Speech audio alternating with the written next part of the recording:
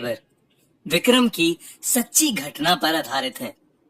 16 जून 2008 की रात 26 साल के विक्रम के साथ एक ऐसा हादसा हुआ जिसे सोच सोच कर वो आज भी चैन से सो नहीं पाता है।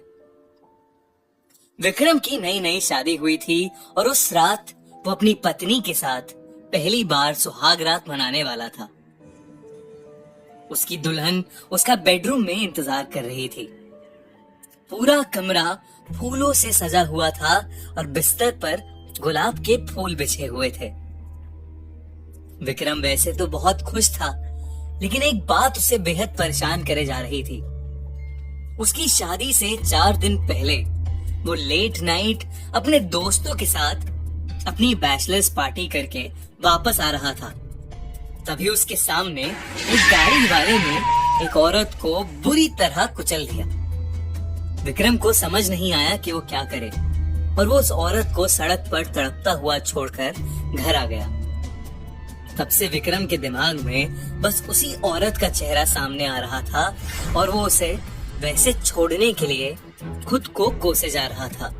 विक्रम जब कमरे में घुसा तो उसने देखा कि उसकी दुल्हन गहनों से सजी घूंघट ओढ़े बिस्तर पर बैठी हुई है।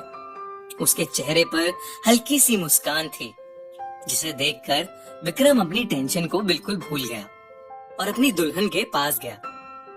पर जैसे ही उसने उसका घूंघट उतारा, उसे उसी औरत का भयानक चेहरा दिखा और वो डर के मारे पीछे हट गया। उसने देखा तो वहाँ उसकी खूबसूरत बीवी ही थी, जो उसके ऐसे रिएक्शन को देखकर काफी चिंतित हो गई।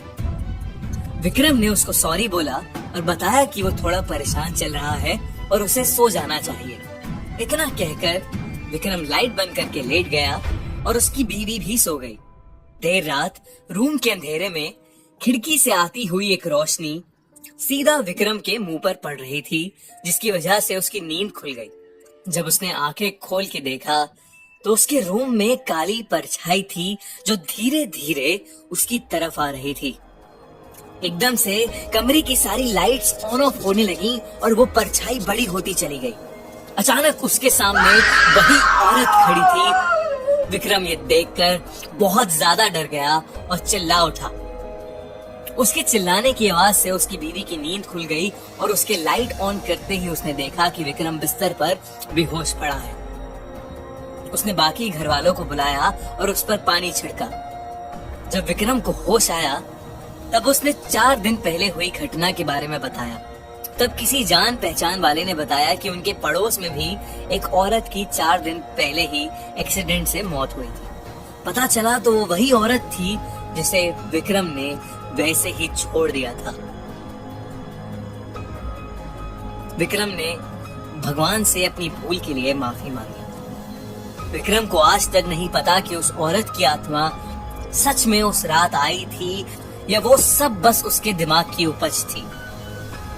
पर उस रात के बाद से विक्रम को वो औरत कभी नहीं